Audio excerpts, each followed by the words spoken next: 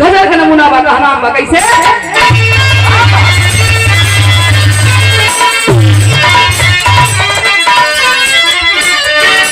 आशिक अपने मासूका से कहता है कि प्यारी के मोड़ पे मिल गए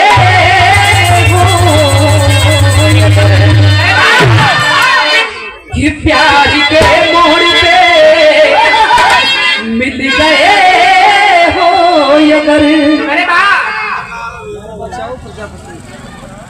बचाओ प्रजापति भाई कि प्यारी के मोड़ पे मिल गए हो अगर फिर से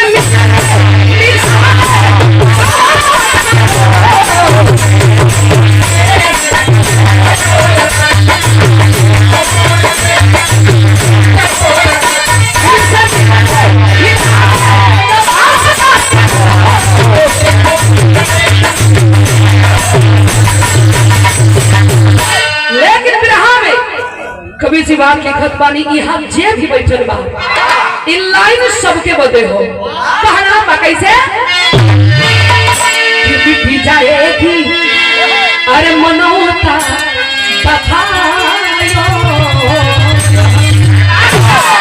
कि मिटी जाएगी अरे मनौता बधायो रहम सारी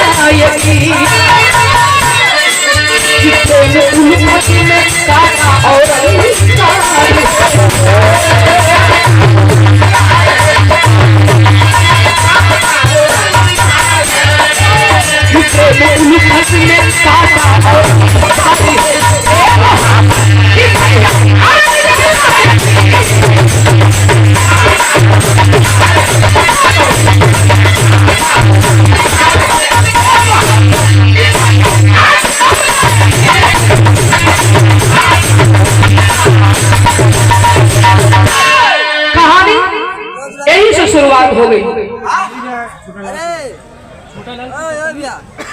रामधनी कटरा सन्नी भैया लालपुर, रामधनी कटरा सन्नी भैया लालपुर से 100 रुपया पुरस्कार। बहुत बहुत आपके प्रणाम, सब भैया लोगों के प्रणाम। कहानी हमारे यहीं से शुरुआत हो गई। इसके अंदर कहानी हो कहां से निहर गई, कड़ी के अंदर भावा कैसे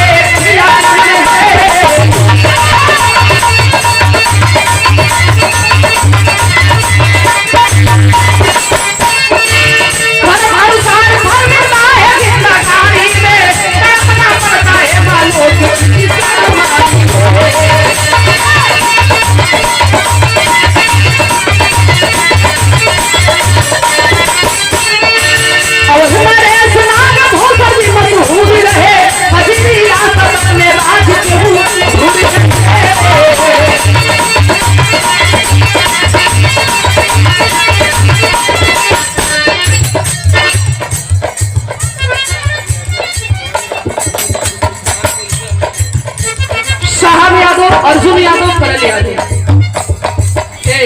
स्वर्गीय बाबू जी के अच्छा भैया लोगों के बड़े पिताजी थे जो ने बाबू जी की याद रही हो।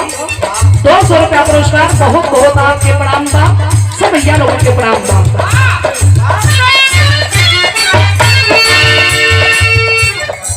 न जाने कौन चुप हुई थी नजरिया में, न जाने कौन चुप हुई थी नजरिया में, कौन चुप हुई थी नजरिया में, कौन चुप हुई थी नजरिया में।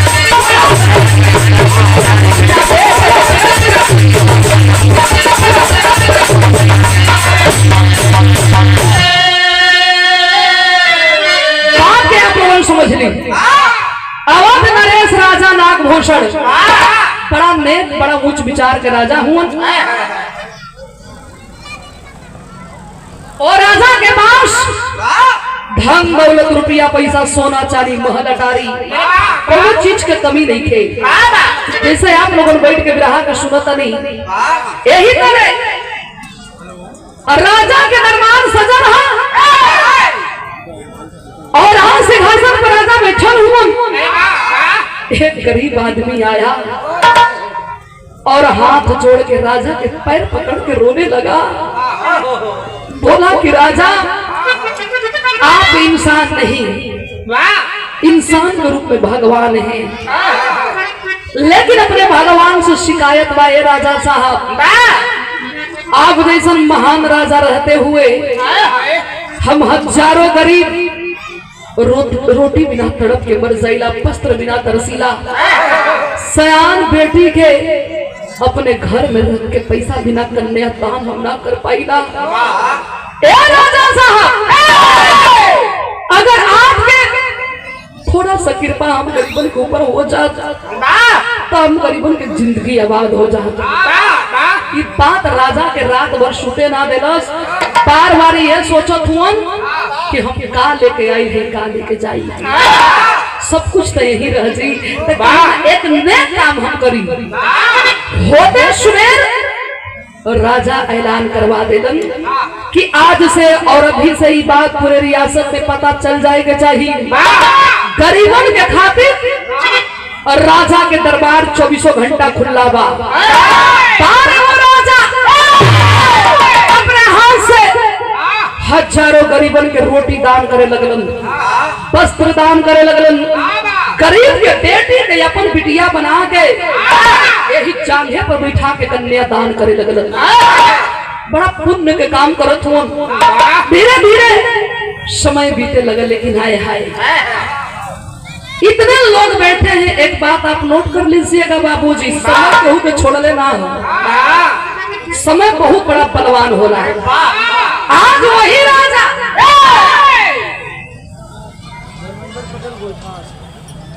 धर्मेंद्र पटेल जी गोईठा के धरती से 50 रुपया बहुत बहुत आपके प्रणाम बाप। राजा के 4 महीना बीतल है, सुबह के बेला पूजा करके और जब शीशा के सामने खड़ा होके अपने आप के निरेखे लगलन तो देखो का हुआ कि जगह जगह हमरे शरीर में कोढ़ के निशान बनल आवत बा। राजा घबरा गेलन, जिंदगी में हमको ऐसा पाप नहीं कैले, कौन कर्म कमाई के चूक हो गई कि हम कोढ़ी हो गई। राजा रानी रोवत हुन, उतने में भइल का एक लाइन गीत बा मास्टर।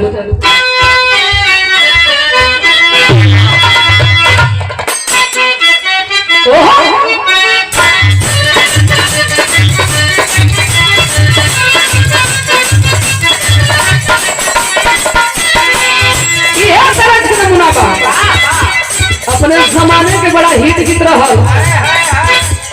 कौन गीत बा मास्टर? अरे मेरी जान तेरे मुस्कान मेरा था, तेरे नाम का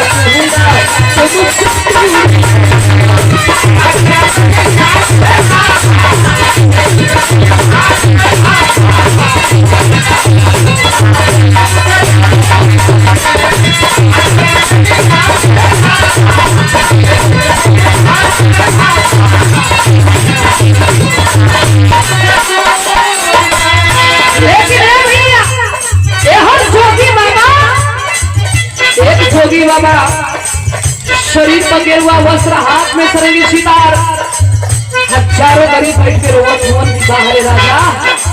ई राजा ना गरीबन के भगवान।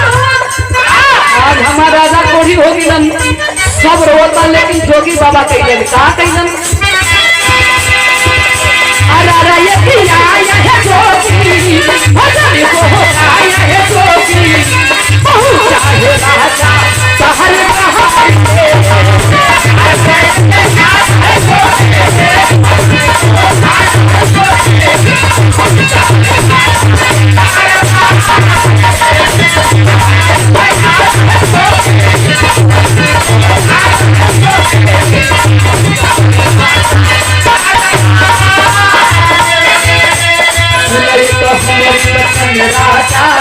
बात ही किसी का ध्यान करेंगे, किसी का ध्यान करेंगे,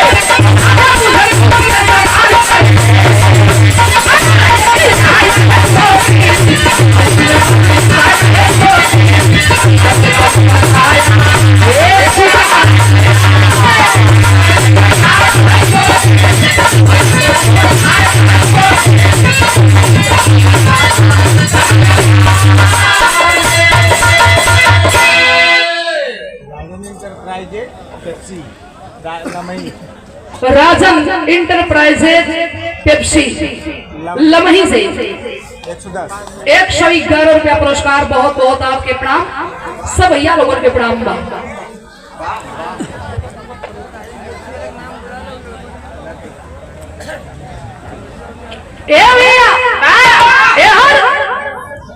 जोगी बाबा जमही राजा के दरबार में गई पैर पकड़ के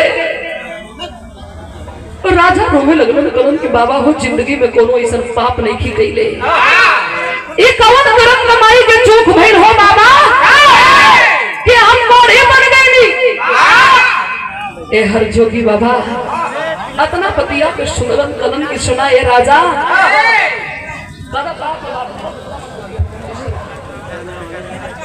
काला कि जिंदगी में दुख सुख लगल है भैया, ऐसे ना घबराइन सला कलम की बाबा अगर मामूली दुख हो तो सीने से लगा के हम जी सकत रही, जेकर जिंदगी बर्बाद हो गई वो कैसे जी आपे बतावा है बाबा। जोगी बोला कि अय राजा हम 3 बात बताई और हमारे 3 बात में कोनो एक बात अपना लेवा तोरे शरीर के कोड़ सही हो जी, लेकिन 3 बात हम तब बताई जब तू हमें 3 लाख रुपया देवा तो 3 लाख रुपया ले जाके जोगी बाबा के चरण में डाल देना। और ये संध्या बिटिया की ओर से संध्या पटेल 50 रुपया पुरस्कार। बहुत बहुत धन्यवाद सब भैया लोगों के प्रणाम हो। काला जोगी बाबा की राजन 100 दिन एक बेस्या के घर में जाके वो बेस्या के सेवा करे को हुई तभी तोरे शरीर के कोड़ सही हुई। अगर ये काम ना करवा तो दूसरा बात सुन ला, तोरे रियासत में ब्राह्मण क्षेत्रीय वैश्य शूद्र 4 वर्ण में से कोई एक वर्ण के लोग अपन गर्दन कटवा दियो करे खून से तू नामावल जीवा तोरे शरीर के कोड़ सही हो जी। अगर ये काम ना करवा तो तीसरा बात सुन ला, जाके बनारस काशी के धरती पर राजा हरिश्चंद्र घाट पर 100 दिन मुर्दा जलावे के हुई। जोगी बाबा 3 बात बता के 3 लाख रुपया लेके चल दलन। राजा सोचो थोन की दुखे पर परिखल जला कि के अपन ह के गए रहो बनले पर तो सब हो। जोगी बाबा के बात सुन के राजा ऐलान करवा दिए। राजा का ऐलान सुन के राजा के दरबार खाली भाग चला पंडा पुजारी छोड़ छोड़ के पूरी तरकारी जे चाहे माता है भागे लगल। जिंदगी रही तो बड़ा ऐसा तैसा राजा के दरबार मिली। भाई का ब्राह्मण में गण गीता मास्टर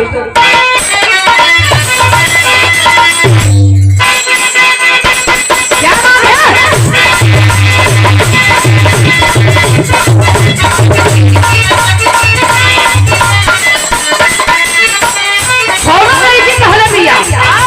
परदेसी सैया से फोन पर बतिया कॉलेज के बिया तू कैला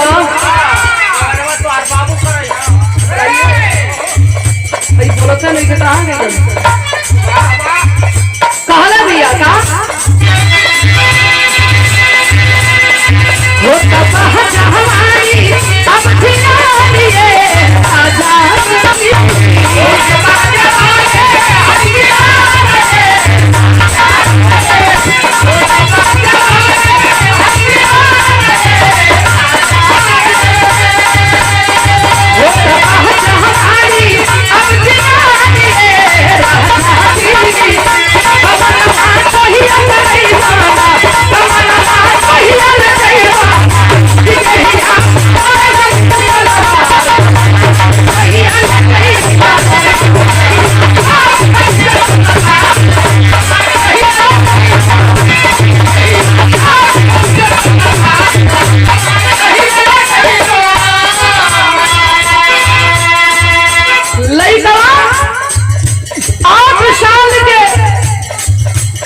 गरीब के बेटा है बाबूजी।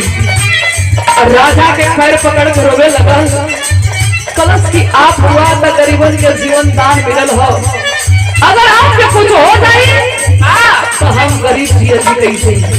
उ लड़का कहता का कहलस,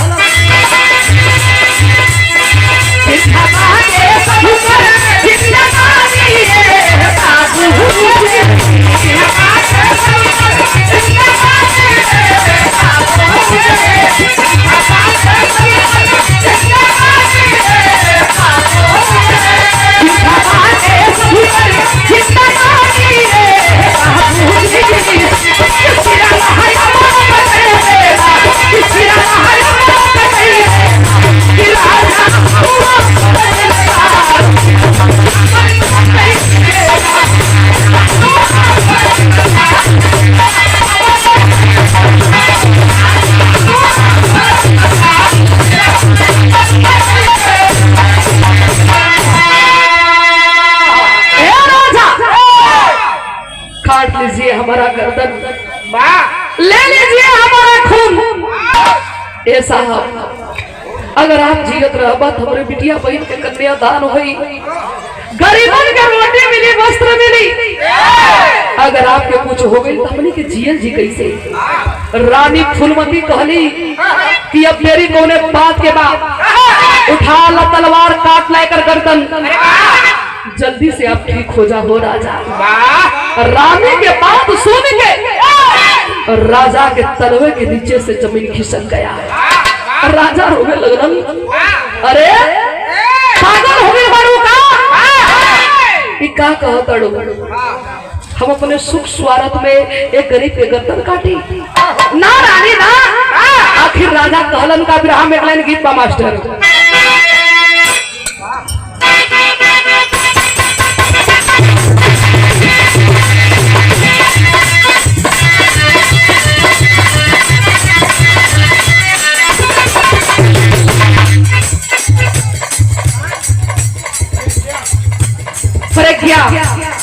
ये बच्ची की ओर से 50 रुपया पुरस्कार, बहुत बहुत धन्यवाद। सब भैया लोगों के प्रणाम बा। कौनों पे हरारू अपने मर्द से कहने दिया का कहलस,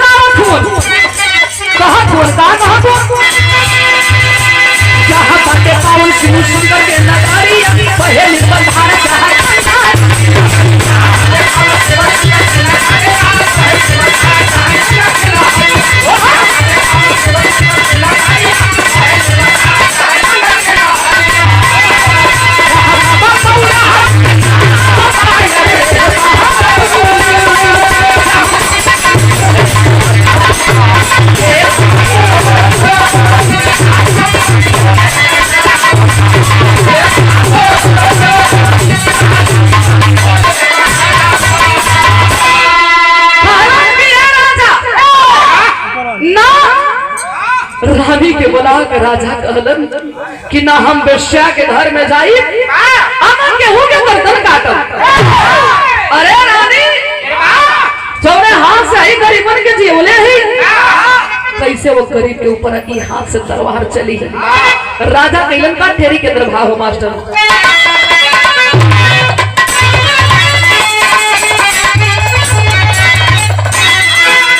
अरे गुलशन में गागिना,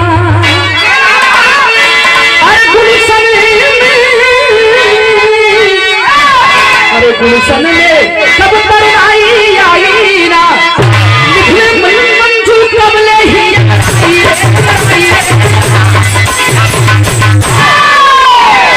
कहला कि ओ हो ना हम बेसिया के घर में जाई ना केहू के गर्दन काटब। जौने राजा के मखमली से 56 प्रकार के व्यंजन खाए पड़े। हाय हाय हाय हाय राज के ताज उतार के ले जाके राज सिंहासन पर रख देलन। जो के वस्त्र पहन के राजा जब राजमहल के छोड़ के चलन हुआ, रानी आदरणीय हमारे गार्जियन जिनका बहुत प्यार बहुत आशीर्वाद मिलता है, फुलचंद यादव सिंह गोइठा के धरती से जन्मभूमि जौनपुर के राकत और कर्म भूमि भगवान भोलेनाथ की नगरी बनारस गोइठा में। और हर साल कार्यक्रम भी बड़ा भव्य कार्यक्रम भी आप करावेलन और कलाकारों के बड़ा सम्मान करेलन। भैया की ओर से फुलचंद यादव जी की ओर से 500 रुपया पुरस्कार भैया के चरणों में बहुत बहुत प्रणाम। सब भैया लोगों के प्रणाम बा। तो भैया पापड़ के अंदर भाव हो मास्टर।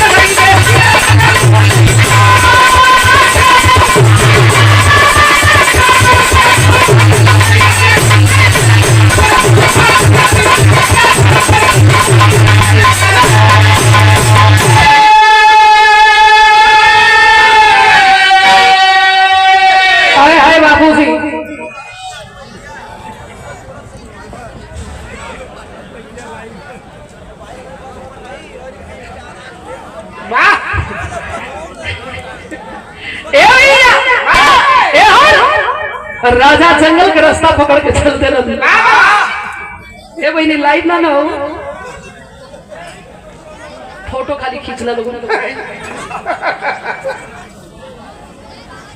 सही बात है यार, इतना मेहनत कर करके गाना तैयार कर जाला, बस आके लाइट चालू करके कुल मारत वालों लोगों के एक दिन में।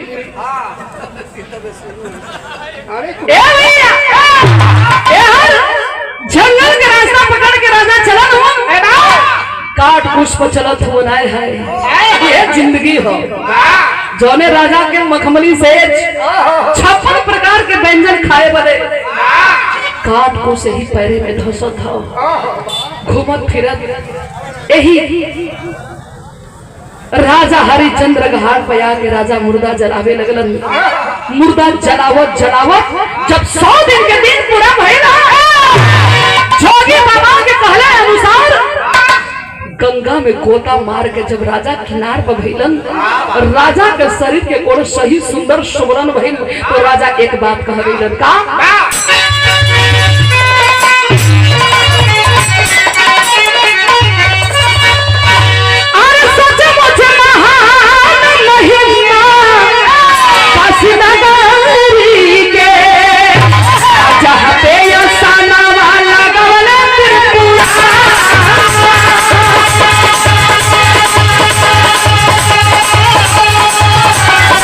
राजा हरिचंद्र जैसन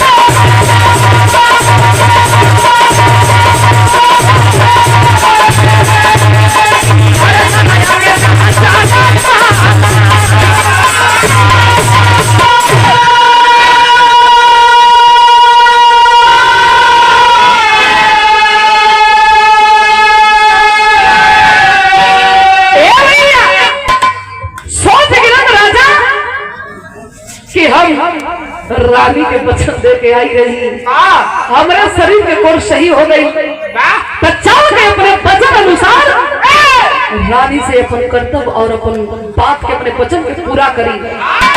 राजमहल की ओर आए ना, एक एक पैर उठा के महल के अंदर डालत हूँ, तुमने रानी आवाज देती है, खबरदार राजा, वही रुक जाइए। हमारे ना जाने में कौन ऐसा कर्म कमाई कर बैला कि तोहे कोढ़ी की जिंदगी जिए के नहीं कर। तब राजा रो के कहलन कि अरे रानी, जिंदगी हो सके कोनो जन्म के चुप रहल, यही से हमें प्रायश्चित भोगे के पड़ल। तो ग्रह के निचोड़ में लिखे के पड़ल। कैसे?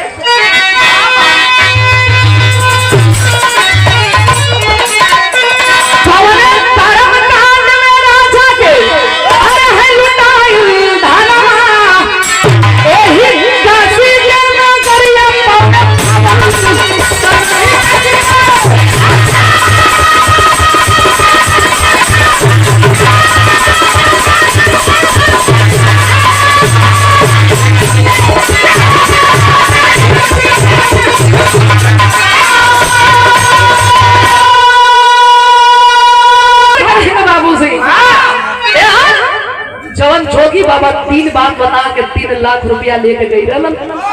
घूमत फिरत राजा के दरबार में अइलन, कहलन कि तोरे शरीर के कोण सही हो गई राजा? कहला हाँ बाबा सही हो गई। कहलन कि कुछ तोहार अमानत हमरे लगे पड़ल हो, हम 3 बात बतौले रही, तो हमें 3 लाख रुपया देले रहला। जब तोरे शरीर के कोण सही हो गई तो हई अपन 3 लाख रुपया ला। अरे बाप रे बाप, राजा रानी फिर पगिर के रोवे लगलन कि बाबा लगत बा के फिर से हमन के दुख आप वापस करत हुआ। कलम के कहा है कि जोगी आई 3 लाख रुपया लेके हम करत तो का करत। एक जोगी की जिंदगी का भी हम रमता जोगी बहता तारी। एक महल से एक रोटी एक फटही लुगरी देना मेरे जिंदगी में उहे दौलत से पढ़ के हुई। राजा रानी दे देलन, जोगी बाबा चल दे। राजा रानी के पलक झपकल, तो तभी में जोगी बाबा अंतर ध्यान हो गए। एक रात सुनने वाले बाबू, किस रूप में भगवान मिल जाएंगे ये कोई नहीं जानता है। आखिरी में भाव है कैसे? सब कुछ है बरतूत कुंज से निकली विमल है